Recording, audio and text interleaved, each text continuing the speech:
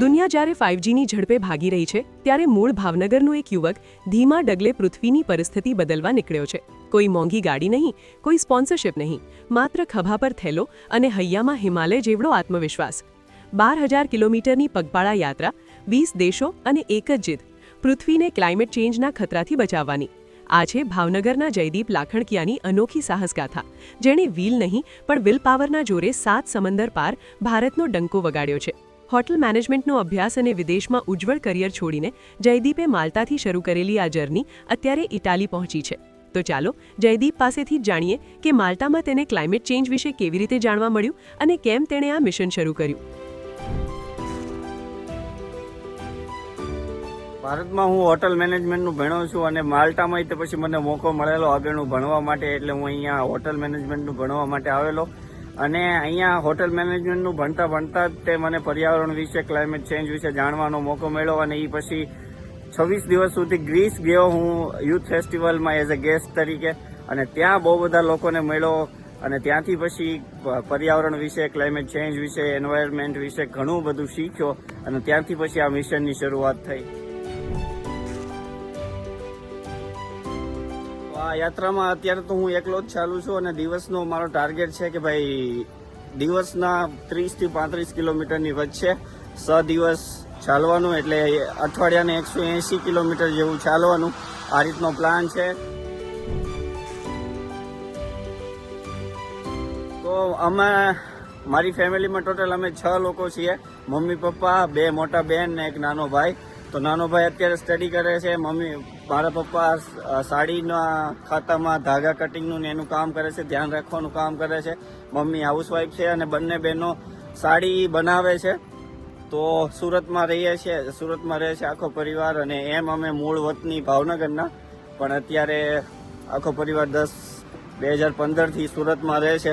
આ યાત્રામાં સૌથી મોટો પ્રોબ્લેમ જ બજેટનો છે, કેમ કે હું કોઈ એવી મોટી કંપનીઓ જેણે પર્યાવરણને બહુ નુકસાન પહોંચાડ્યું હોય એમની પાસેથી સ્પોન્સરશિપ લેવા માંગતો નથી. અને બીજું એ વસ્તુ કે મારી પાસે એટલું બધું સેવિંગ નથી.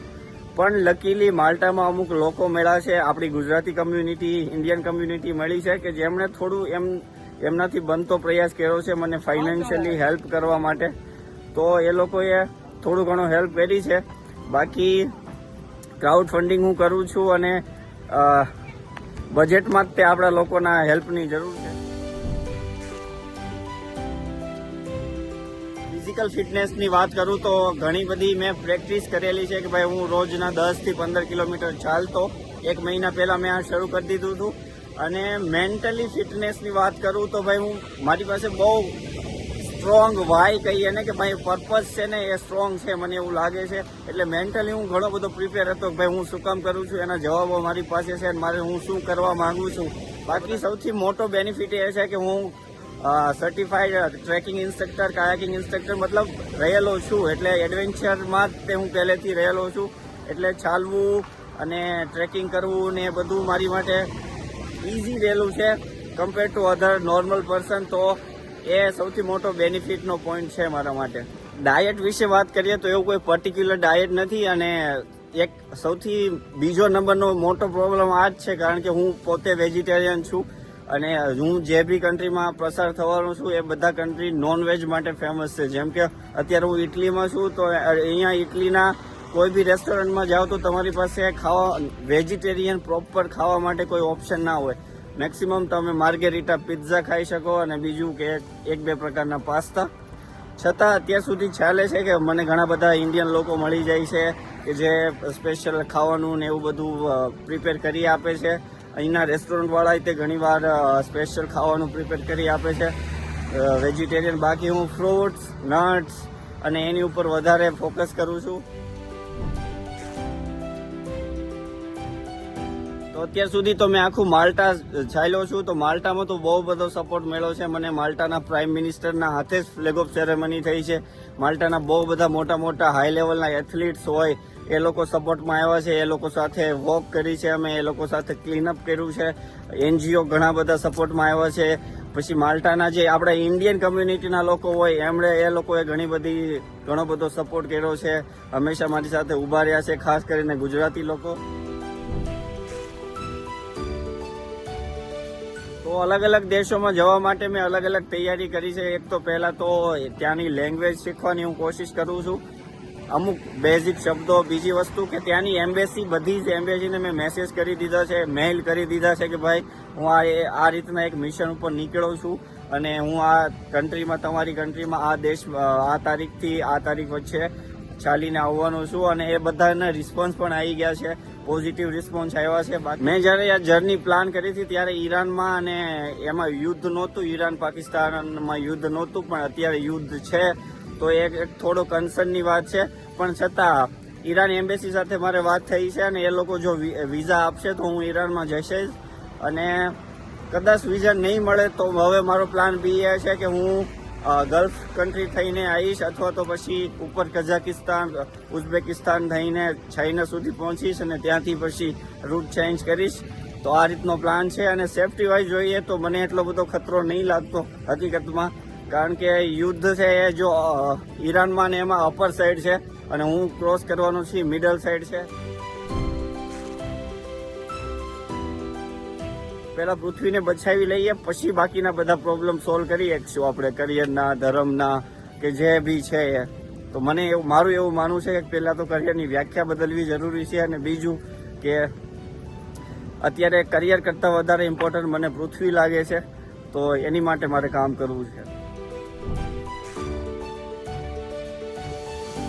તો ભારતમાં કઈ જગ્યાએ યાત્રા પૂરી કરવાનું, તો એનો એક ફિક્સ જગ્યા તો એ જ છે કે ન્યૂ દિલ્હી તો હું કમ્પ્લીટ કરી શકતે, કારણ કે હું આ યાત્રામાં મોસ્ટલી બધી કન્ટ્રીના કેપિટલ સિટીમાંથી ક્રોસ કરું છું, એક બે કન્ટ્રી સિવાય.